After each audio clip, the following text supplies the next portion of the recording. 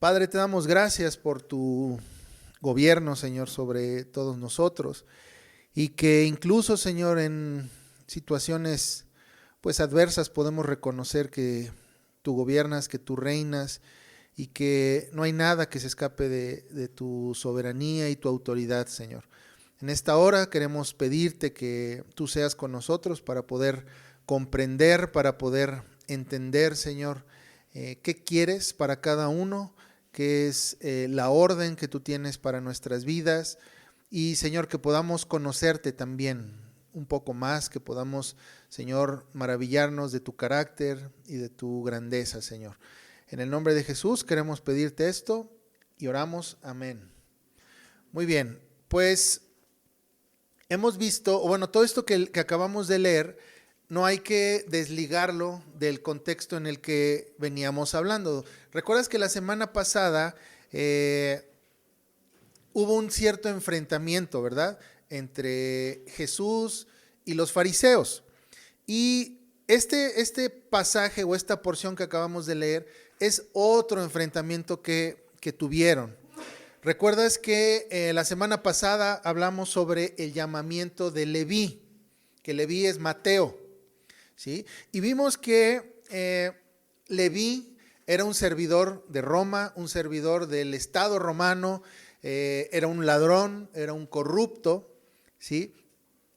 Pero que en ese pasaje vemos que él de repente ya está sentado a la mesa con Jesús. Está sentado comiendo, hizo un banquete para Jesús, ya no como el siervo de César, sino como un siervo de Cristo.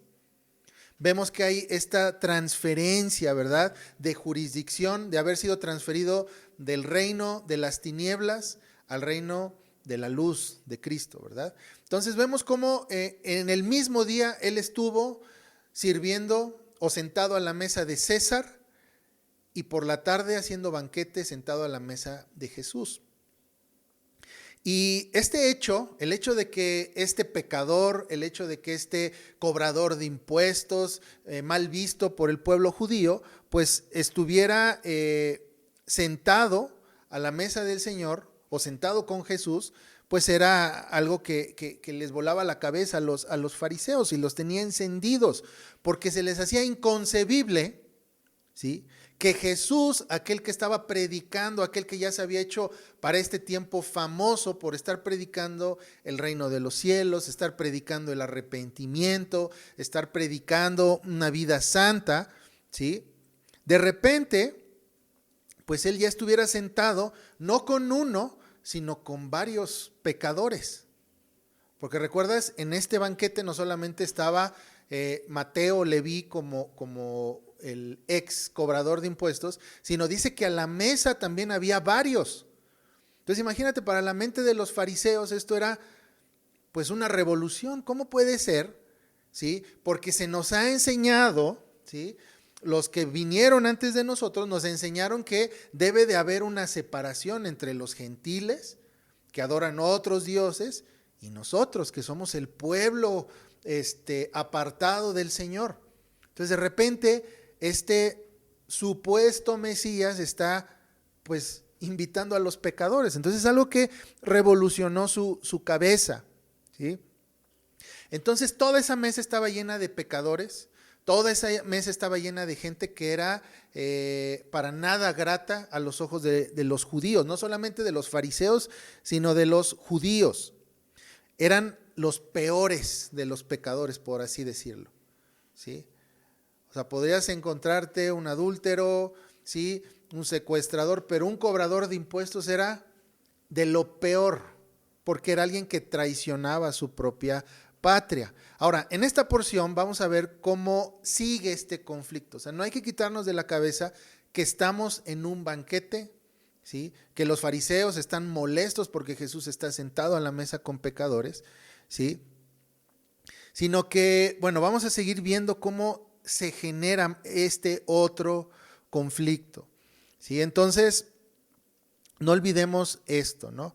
Ahora, si somos analíticos, pensamos o vamos a darnos cuenta que en la mente de los fariseos surge este problema porque ellos están haciendo un juicio equivocado, están juzgando mal.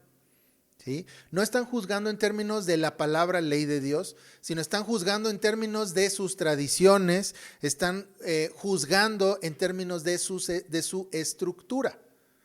¿Sí? Es como si tú llegaras y vieras, por ejemplo, esta reunión y dijeras, no, pues eso no es una iglesia, porque no tiene las estructuras de una iglesia. La estructura es que, mira, de entrada las sillas tienen que estar viendo hacia el escenario, tiene que haber pues toda una liturgia antes de comenzar a leer la palabra, y que en base a eso tú dijeras, eso no es una iglesia. Estás juzgando no en términos de la palabra de Dios, sino estás juzgando en términos de ¿qué? De la estructura que tú tienes de lo que debe de ser una iglesia, ¿no? Y esto es lo que estaban haciendo los fariseos. Ellos estaban juzgando a Jesús, estaban juzgando lo que estaba sucediendo en ese banquete basado en la estructura que tenían ya en su mente. No una estructura como tal bíblica, sino una estructura pues formada por tradiciones. ¿Ok? Ahora, en este pasaje vemos cómo Jesús establece un nuevo orden y una nueva estructura basada en el nuevo pacto. ¿Sí? Y estaba dejando sin funcionamiento las viejas estructuras, y todo esto centrándose en su persona. Y ahora, para poder entender y meditar bien en este pasaje, dividí esta enseñanza en 3 partes. La primera, que es el ayuno versus la comunión.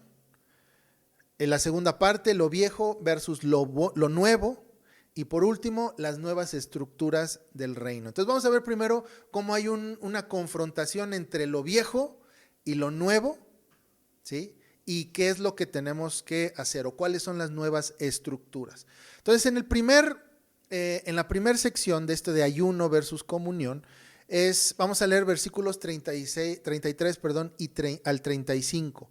Y dice, entonces ellos le dijeron, ¿por qué los discípulos de Juan ayunan muchas veces y hacen oraciones, y asimismo los de los fariseos, pero los tuyos comen y beben?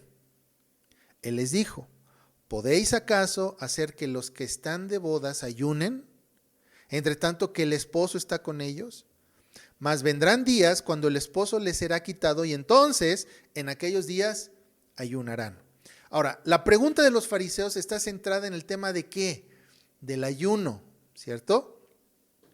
Para ellos era inaudito que los discípulos de Jesús no estuvieran llevando a cabo las tradiciones del judío, digamos, o típico de ese tiempo. Para ellos era absurdo decir, bueno, tú dices que profesas nuestra misma religión, pero no cumples con lo que nosotros hacemos. ¿Sí? Para ellos era algo que no cabía en sus mentes. ¿Sí?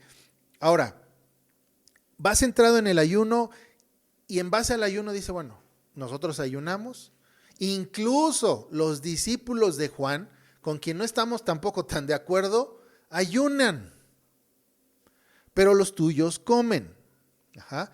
Entonces, para los fariseos era algo importantísimo el ayunar.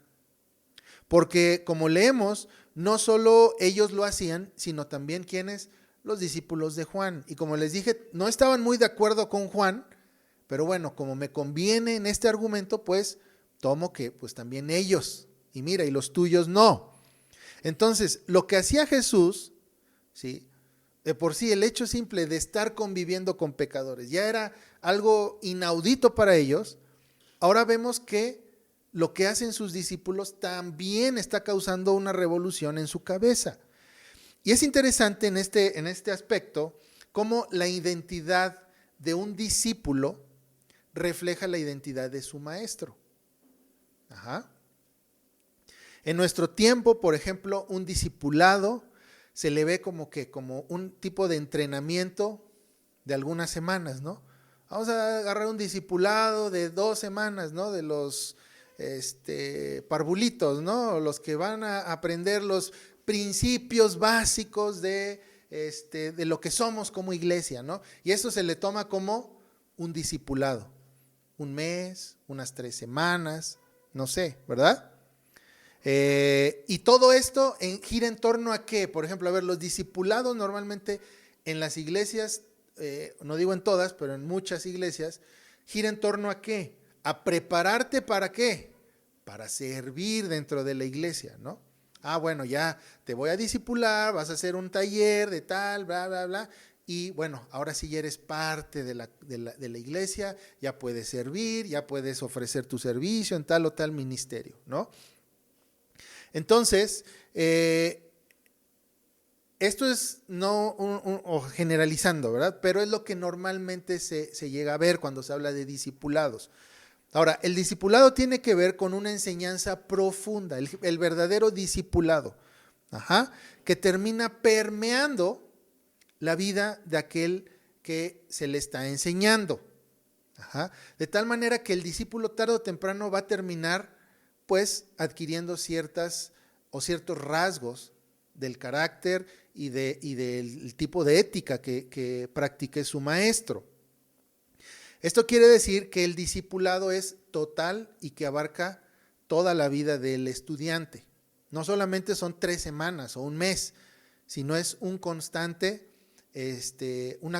enseñanza. Otro aspecto también que debemos tener o debemos considerar como algo importante en un discipulado es que no es una estructura, digamos, de cierto tiempo, ¿verdad? Pues un mes, un año, sino un discipulado literalmente es transmitir al estudiante estos conocimientos y esta práctica, ¿verdad? Entonces no puede ser solamente con un horario, bueno, vamos a un discipulado tal día, ¿no? De tal a tal hora, sino que el discipulado tiene que ver con el día a día, con el estar hablando, con el estar compartiendo, con el estar juzgando, ¿verdad? Situaciones de la vida real. Ahí es donde realmente uno termina siendo discipulado. No necesariamente con ciertos pasajes, o ciertas doctrinas de la Biblia, sino esas doctrinas y esos pasajes aplicados a la vida. ¿Qué es lo que estaban viviendo los discípulos de Jesús? Ellos estaban siendo instruidos no solamente con lecturas y devocionales en la mañana o en la noche, sino en la vida diaria. ¿Recuerdas cuando Jesús llama a Pedro? Que él da una enseñanza en su barca, ¿sí? Y enseña a una gran multitud. E inmediatamente dice, a ver, una vez que se va la multitud, le dice, vamos y vamos a pescar. Y hay una pesca milagrosa. Les mencioné, recuerdan esa vez, que no tenemos que desligar lo que sucedió en la pesca milagrosa con la enseñanza que Jesús dio. Seguramente lo de la pesca, todo lo que sucedió ese día, tuvo que ver con el sermón que dio Jesús en la barca, ¿sí? Entonces vemos que es una enseñanza práctica. Entonces esta enseñanza que los discípulos veían de Jesús, la estaban poniendo en práctica. Y esto también, así como Jesús causaba conflicto en la mente de los fariseos, pues ahora los discípulos estaban causando el mismo conflicto. Porque ellos estaban comiendo, bebiendo, cuando incluso veían que otros ayunaban, ellos comían y bebían, ¿sí? Ahora, las acciones de Jesús y de sus discípulos de alguna manera no estaban cuadrando con las estructuras ya establecidas de los líderes religiosos de ese tiempo, ¿sí? ¿Por qué? ¿Por qué no cuadraba? A ver, ¿era malo que los fariseos ayunaran? No era malo. Era algo malo que, por ejemplo, los discípulos de Juan, porque Juan estaba anunciando el reino del Mesías, y dice aquí que ellos también ayunaban. Entonces, ¿había algo malo con que ellos ayunaran? No. El problema aquí, o el conflicto, era porque Jesús y sus discípulos estaban viviendo en términos del nuevo pacto, del pacto que vendría a inaugurarse. Y ahorita vamos a ver por qué.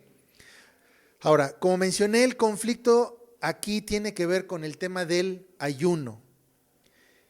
Y les dije, no tiene que ver con que el ayuno sea malo, ¿sí? De hecho, la ley de Dios marcaba un tipo de ayuno que era obligatorio para Israel. Y esto está en Levítico 16, versos 29 al 31. Le voy a dar lectura. Levítico 16, 29 al 31, que dice: Y esto tendréis por estatuto perpetuo. En el mes séptimo, a los 10 días del mes, afligiréis vuestras almas y ninguna obra haréis, ni el natural, ni el extranjero que mora entre vosotros, porque en ese día se hará expiación por vosotros, y seréis limpios de todos vuestros pecados delante de Jehová. Día de reposo es para vosotros, y dice, y afligiréis vuestras almas. Es estatuto perpetuo. Entonces, este es un llamado nacional ¿a qué? Al ayuno. ¿Y tiene que ver con qué? Con la expiación. ¿Sí? Entonces, este es un mandato que Dios está dando al pueblo de Israel. Ahora, este pasaje que nosotros estamos leyendo en Lucas no indica que el ayuno del cual estaban hablando los fariseos se refiriera a este ayuno que está en Levítico 16, ¿sí? O que tuviera que ver con la expiación. De hecho, a lo largo de la Escritura vamos a ver cómo hay diferentes tipos de ayuno. No necesariamente por la expiación, sino hay diferentes ayunos, ¿sí? Y esto no es malo, sino que a lo que apunta el ayuno en términos generales es que es un acto de anhelo, es un acto de deseo, específicamente, ¿sí? Un anhelo por la venida o la llegada de el Mesías, ¿sí? Pero también se entiende que el ayuno es una especie de lamentación por el pecado. Entonces vemos cómo a lo largo de la historia bíblica muchos personajes ayunaron y se afligieron a sí mismos. Dice que se cubrían de cenizas, ¿sí? Y ayunaban. Y esto por una aflicción muy grande, una lamentación muy grande. Entonces el ayuno podía ser por un anhelo por la llegada del Mesías, pero también como el lamentarse por una condición pecaminosa del hombre, por haberle fallado a Dios, por estar en una condición, ¿verdad?, en la que estaban siendo juzgados también. Entonces, muchos pasajes de la Biblia nos hablan que los hombres ayunan como si fuera una cierta penitencia, un reflejo de culpa y arrepentimiento. Ahora, en cualquiera de los casos que ahorita acabo de mencionar, los fariseos no entendían por qué los discípulos no estaban haciendo esto, sino que por el contrario, los discípulos estaban comiendo, ¿sí?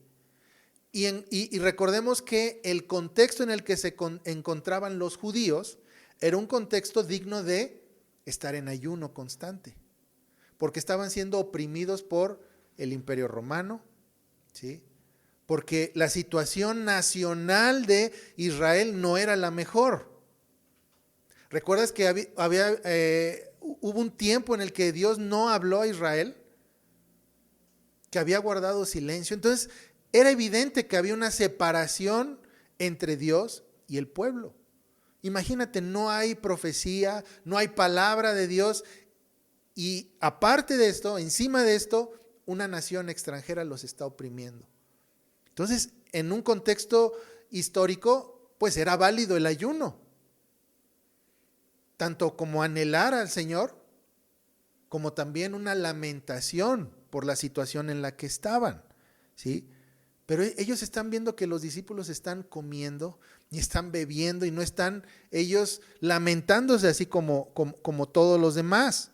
Y Jesús les responde con una pregunta. Dice, ¿podéis acaso hacer que los que están de bodas ayunen, entre tanto que el esposo está con ellos?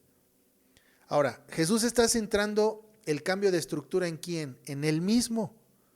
Los judíos ayunaban por el anhelo de la llegada del Mesías, o ya sea por arrepentimiento, por lamentación, ¿sí? Incluso en Mateo 5 Jesús mismo denuncia, ¿sí?, cómo había ciertos ayunos que eran hipócritas. ¿Recuerdas que ellos mudaban su rostro y hacían verse como que, ay, no he comido, y se paseaban en medio del pueblo para que dijeran, ah, mira, está ayunando, es un buen religioso, ¿sí? Pero aquí lo que está Jesús haciendo es apuntando a que el motivo del ayuno tenía que ver con él. Y pone este ejemplo de las bodas. La boda hace referencia a ¿qué? A la invitación de Jesús ¿sí?, de invitar a todos los suyos a sentarse a su mesa y gozarse con su esposo, quien es Cristo. Y la Biblia nos habla en Apocalipsis de las bodas del Cordero, ¿recuerdas? Él está hablando de un evento donde el esposo, que es Cristo, se goza con su iglesia, que es su esposa. No con Israel como nación, sino con quién, con su iglesia, que es su esposa. Entonces, el ayuno en el sentido de anhelo y lamentación no tiene sentido aquí, en este pasaje, porque el esposo está ahí con ellos. ¿Por qué te lamentas? ¿Por qué estás triste?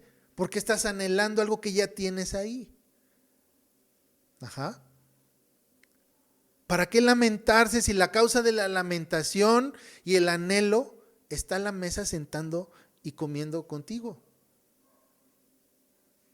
En lugar de estarte lamentando, debes de estar ¿qué? Gozándote, comiendo, ¿sí?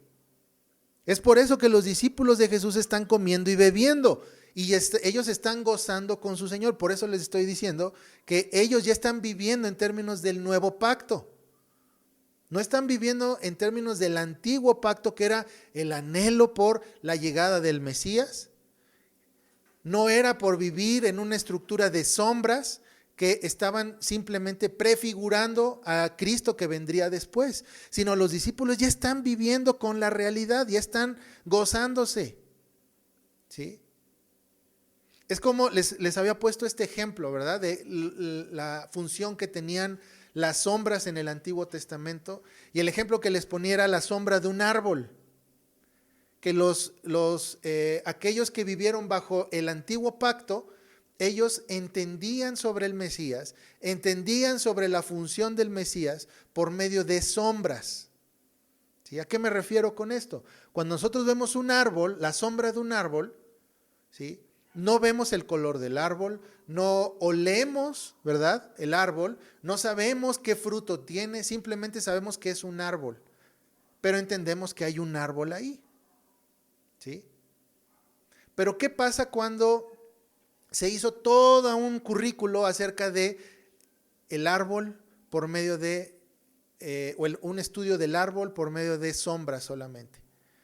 Pues mira, es que hay árboles que tienen una dimensión porque su sombra nos dice que son más anchos o son más delgados y presumimos que es un árbol de limones o es un árbol de manzanas. Entonces todo este estudio lo hacemos en base a ¿qué? A la sombra que proyecta el árbol. Pero una vez que tienes al árbol frente a ti y puedes olerlo y puedes agarrar sus hojas, puedes ver sus colores, puedes tomar el fruto y probarlo, solo un tonto iría otra vez al estudio de las sombras para entender lo que es el árbol. Y es lo que estaban haciendo los judíos. Ellos estaban todavía lamentándose, queriendo vivir en una estructura ya pasada, cuando la realidad de todo lo que estaba ahí atrás, que apuntaba a Cristo, Cristo siendo la realidad, ya estaba sentado ahí con ellos. Es por eso que Jesús dice: ¿podéis acaso hacer que los que están de bodas ayunen? Se supone que en una boda comes y bebes y te gozas, ¿verdad? Es como si les quisieras decir a unos recién casados o a los invitados a una boda: no, vamos a dar pan de dulce y café porque estamos de luto. Es tonto, ¿no? Es lo opuesto. Entonces Jesús está tratando de entrar a su mente por medio de este ejemplo. No puedes hacer esto porque están gozándose, ¿sí? Fíjate lo que dice Joel capítulo 2, versos 12 al 17, respecto al ayuno. ¿Qué es lo que tenían estos hombres en su mente? Dice Joel 2, 12 al 17. Por eso pues, ahora dice Jehová, convertíos a mí con todo vuestro corazón, con ayuno y lloro y lamento. Rasgad vuestro corazón y no vuestros vestidos. Convertíos a Jehová vuestro Dios, porque misericordioso es y clemente, tardo para la ira y grande en misericordia, y que se duele del castigo. ¿Quién sabe si volverá y se arrepentirá y dejará bendición tras él? Esto es ofrenda y libación para Jehová nuestro Dios. ¿Sí? Dice: tocad trompeta en Sión, proclamad ayuno, convocada asamblea, reunida al pueblo, santificad la reunión, juntada a los ancianos, congregada a los niños y a los que maman, salga de su cámara el novio y de su tálamo la novia. Entre la entrada y el altar lloren los sacerdotes ministros de Jehová y digan, perdona, oh Jehová, a tu pueblo y no entregues al oprobio tu heredad para que las naciones se enseñoreen de ellas. ¿Por qué han de decir entre los pueblos dónde está tu Dios?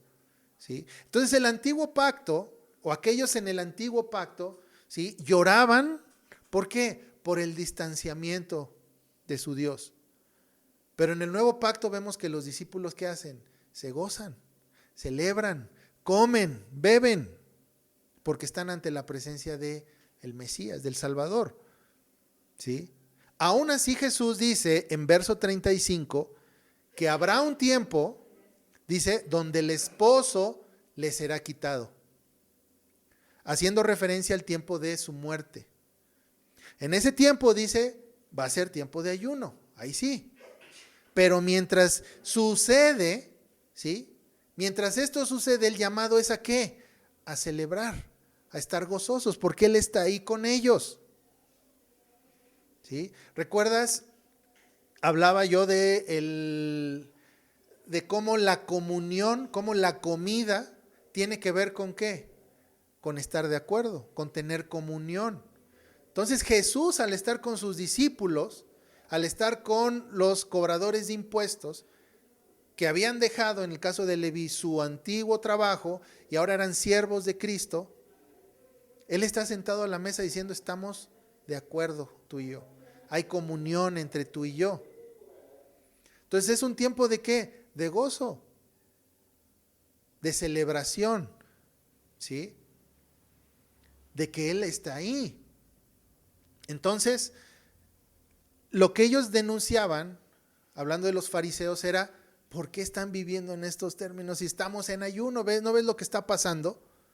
Pero Jesús dice, el esposo está aquí, gózate.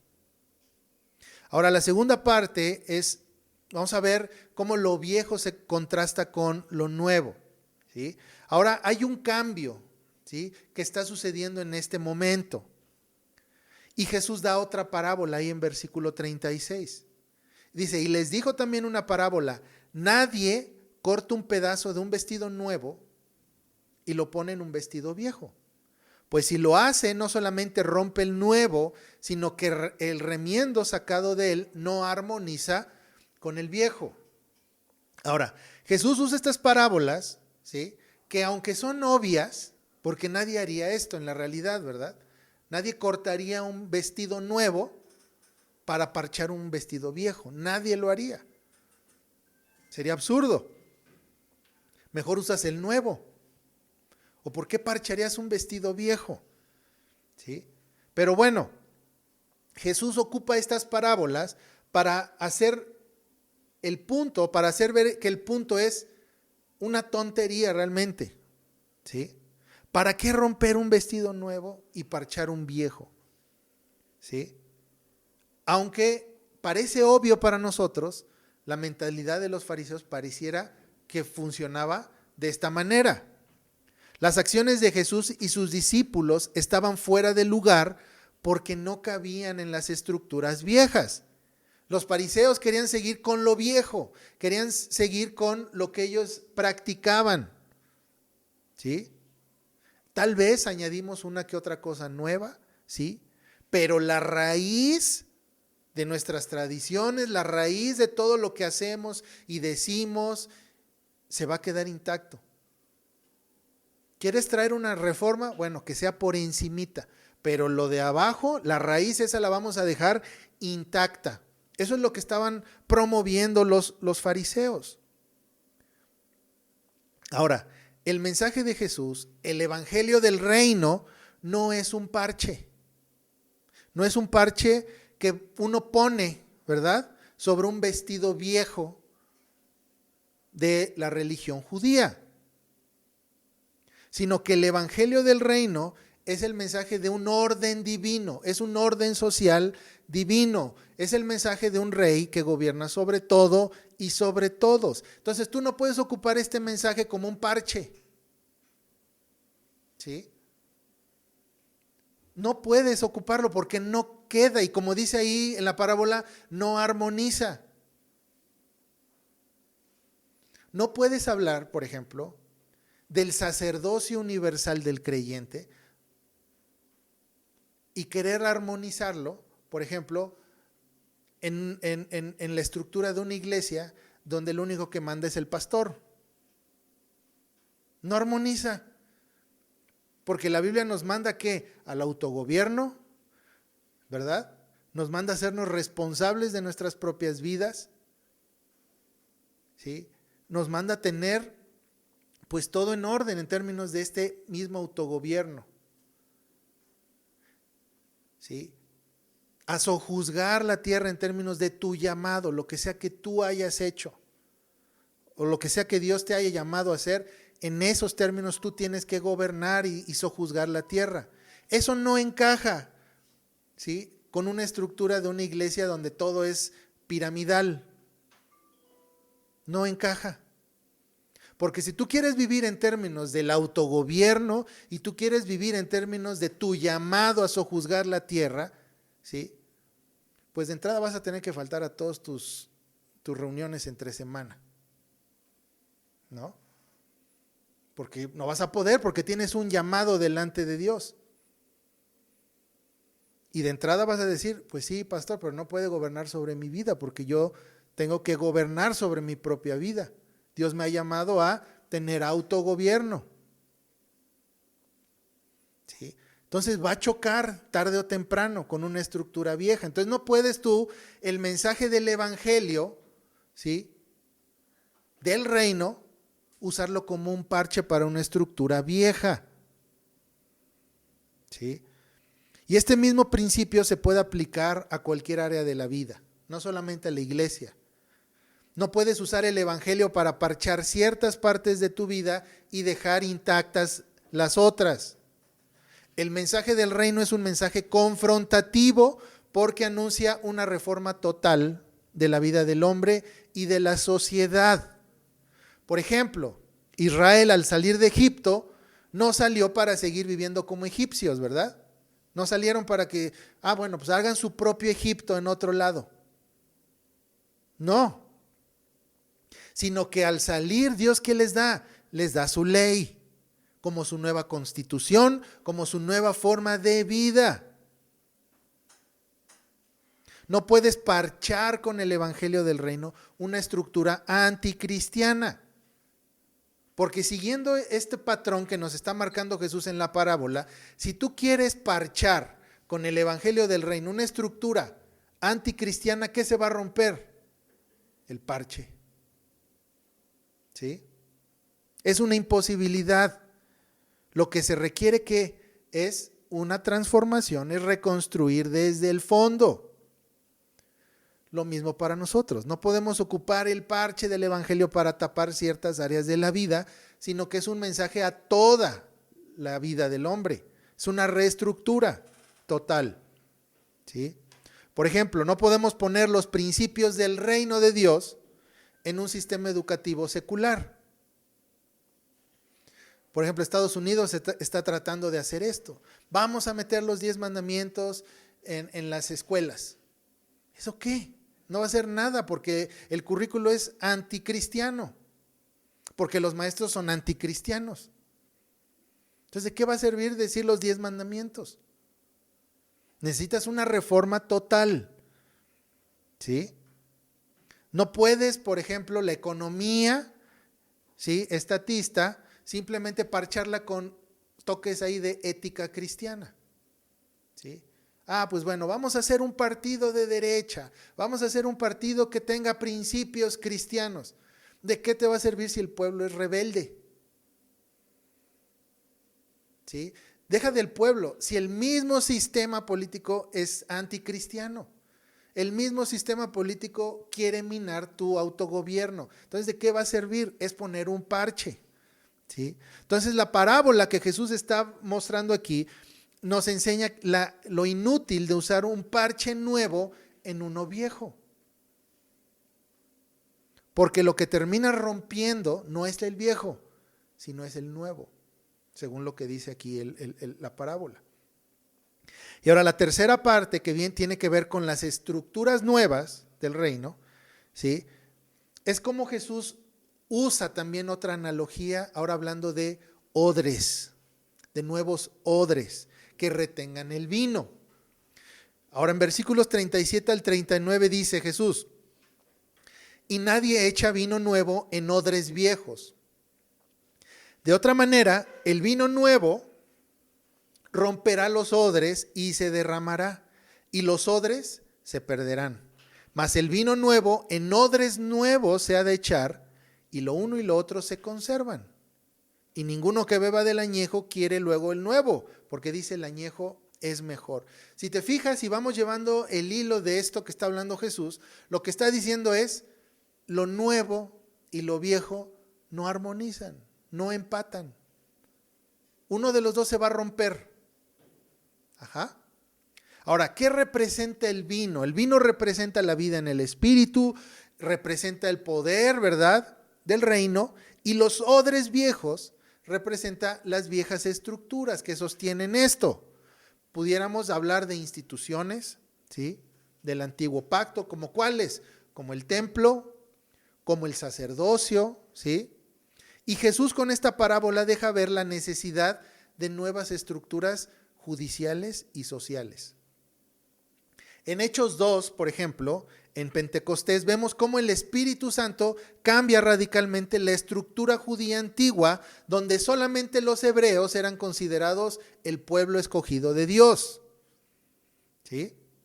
Sino que ahora, en esta visita del Espíritu Santo, vemos cómo hay una nueva administración que da entrada a los gentiles y a samaritanos incluso. Entonces el antiguo sacerdocio, ¿sí?, desaparece y es reemplazado ¿por qué? Por el sacerdocio universal del creyente. Entonces, sacerdotes, ¿quiénes podrían ser? Aquellos que venían del linaje de Aarón, ¿verdad? Aquellos que servían en el templo, que tenían funciones específicas, y el resto del pueblo. Es más, si tú no te encontrabas cuando había censos dentro de esta línea, ¿sí?, sacerdotal, en la vida ibas a poder ser un sacerdote. Pero en el nuevo pacto vemos que no solamente los que vienen de esa línea, sino todo creyente es un sacerdote del Dios Altísimo. Primera de Pedro 2:9 dice: mas vosotros sois linaje escogido, real sacerdocio, nación santa, pueblo adquirido por Dios. ¿De quién habla? ¿De los judíos? No. Está hablando de todo aquel que cree en Jesús. Somos sacerdotes. Entonces, en este aspecto, solamente el sacerdocio del antiguo pacto ya es insostenible, porque las funciones dentro del templo ya quedan sin efecto. Entonces, ¿para qué necesitamos sacerdotes que estén sirviendo dentro de un templo que servía como sombra de la realidad que iba a ser Cristo? ¿Sí? A ver, ¿para qué va a servir un sacerdote que trabajaba en el templo si el templo era nada más una manera didáctica de enseñar al pueblo lo que iba a ser Cristo? Entonces, si ya tienes a Cristo, ¿para qué quieres un templo? Y como ya no hay templo porque ya está la realidad que es Cristo, ¿para qué quieres sacerdotes? Ya es insostenible, o sea, andar con sacerdocios. Es por eso que Jesús dice: no checa ya el vino nuevo con odres viejos. No funciona. O sea, no armonizan. Los odres viejos se van a romper. El vino nuevo va a terminar rompiendo el odre viejo. Entonces, imagínate esto. O sea, no puede haber esto, porque el templo del Espíritu Santo es cada creyente. Ya no hay un templo físico. Entonces, podemos decir que el sacerdocio del antiguo pacto queda sin efecto, porque hay una nueva administración. Ahora, las viejas fiestas, ¿sí?, son sustitutos o encuentran su continuación en la Santa Cena y el bautismo. Ya no hacemos todas esas fiestas de los hebreos, de los judíos, ya no las celebramos, porque muchas de esas fiestas lo que hacían era que apuntar al Mesías. Pero el Mesías ya vino, ya tenemos la realidad, ya tenemos al sacerdote, ¿verdad? Al sumo sacerdote que es Cristo. Entonces ya no necesitas de todo esto, sino lo que necesitamos ahora, la continuación, es nuestra Santa Cena y el bautismo. Entonces vemos cómo ya hay un cambio, ¿verdad?, de administración. En el nuevo pacto, estos cambios no necesariamente dicen que las estructuras antiguas eran malas, no está diciendo eso, sino que ya no son efectivas bajo esta nueva administración. Ya no sirven. Es como la cuna de tu hijo. Te sirvió y la compraste grande porque dice ahí va pues a dormir un buen de tiempo, pero llega un punto donde ya se va a romper. No porque sea mala, sino porque ya no armoniza con el niño que tienes o el hombre que tienes, ¿verdad? Ya no funciona. Es lo mismo que aquí Jesús está tratando de enseñar. Por ejemplo, algunas iglesias tratan de seguir con ciertas estructuras de rituales, de liturgias, donde el clero o los líderes o los pastores están distantes de los congregantes, ¿verdad? Donde muchas veces la liturgia es más importante que la comunión entre los hermanos, donde el creyente promedio queda recluido ¿a qué? A solamente escuchar, ¿verdad? A ser un espectador, un oidor nada más, ¿sí? Ahora, la nueva administración pactual cambia todo esto. Ahora el creyente es un sacerdote de Dios y las instituciones del reino no solamente son las iglesias, sino son las escuelas, las familias, las cortes judiciales. Una estructura, piensa, como el templo del antiguo pacto, ya no sería eficaz en estos términos. ¿Sí? Aquellos que piensan, bueno, es que esperamos la segunda venida de Cristo porque Él va a reinar y Él va a gobernar, literalmente, o sea, su oficina de gobierno va a estar en Israel. O sea, es lo mismo que están haciendo aquí. O sea, es una estructura vieja, ¿sí? En el Antiguo Testamento, pues sí vemos que el rey David, Salomón, todos esos reyes, pues sí reinaron físicamente ¿en dónde? En Israel. Pero ya no aplica eso. Pero queremos volver a esas viejas estructuras y decir, bueno, Cristo va a tener su oficina allá en Israel cuando venga. Y no es cierto. Ya no aplica, ya no sería eficaz algo así. Entonces, cada creyente es un embajador de Cristo en el área en la que se mueve. En el lugar donde tú estés, eres un embajador de Cristo. Ahora, la fe cristiana hace un llamado a reconstruir. Eso es lo que hace la fe cristiana. Nos llama a reconstruir todas las áreas de la vida, no a parchar. O sea, no a querer bautizar, por ejemplo, instituciones que desde su inicio fueron paganas. Eso no es el llamado del cristiano. No es posible. O sea, es absurdo. Es decir, bueno, vamos a una cantina y vamos a hacer a todos ellos nuestros familiares. Vamos a hacer la familia, no sé, López. No es posible. O sea, es una función completamente anticristiana la que se vive ahí. No se puede bautizar algo así, se tiene que reconstruir, ¿sí? Eso es lo que hace el llamado del cristianismo. Es imposible, ¿sí?, que un viejo orden contenga el poder del Espíritu Santo. Y para que pueda contener el poder del Espíritu Santo, ¿sí?, necesita ¿qué? Instituciones nuevas, estructuras nuevas que estén en armonía con una visión del reino y del sacerdocio universal del creyente. Eso es lo que se requiere, ¿sí?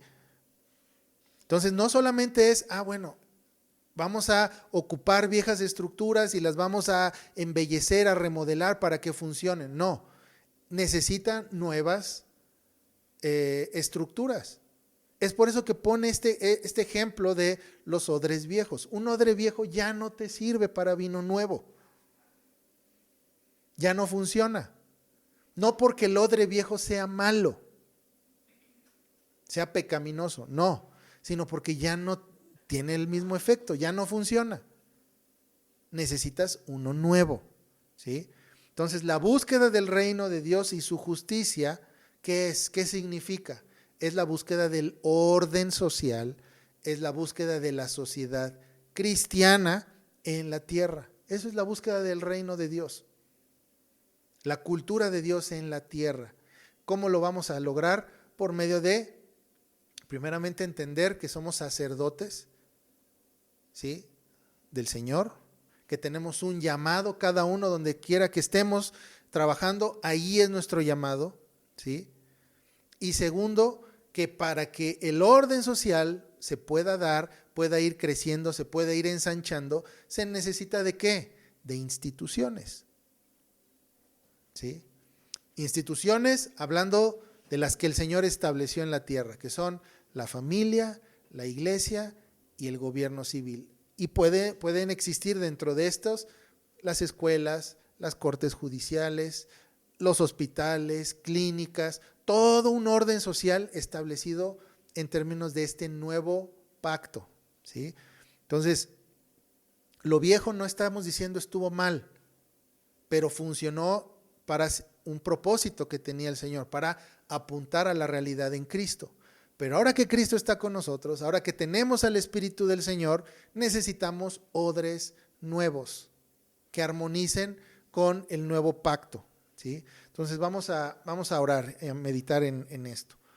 Padre bendito, te damos gracias por tu palabra, Señor, y gracias porque pues, nos has llamado, Señor, a servir como sacerdotes en la tierra, como misioneros, como evangelistas, Señor, como maestros. Te pedimos, Señor, que en cada área de la vida en la que tú nos hayas llamado a servirte, que seamos fieles y que, Padre, podamos vivir, trabajar en términos de la meta del nuevo pacto, Señor, que es el avance y el establecimiento de tu reino en la tierra, Señor. Gracias, Señor, porque eres un Dios fiel y que tú has prometido estar con nosotros. Y simplemente te pedimos, Señor, que nos des valor, que nos des aliento, fuerzas y sabiduría, Padre, para poder llevar nuestra tarea con éxito, Señor. Gracias porque podemos gozarnos, porque podemos comer, beber, Señor, gozándonos y de alegría, Señor, sabiendo que tú estás con nosotros y que cada día tus enemigos están siendo puestos por estrado de tus pies. Bendícenos, Señor, esta semana que comienza, que podamos, Señor, honrarte y glorificarte con nuestras palabras, con nuestros pensamientos y acciones, Señor. En el nombre de Jesús oramos. Amén.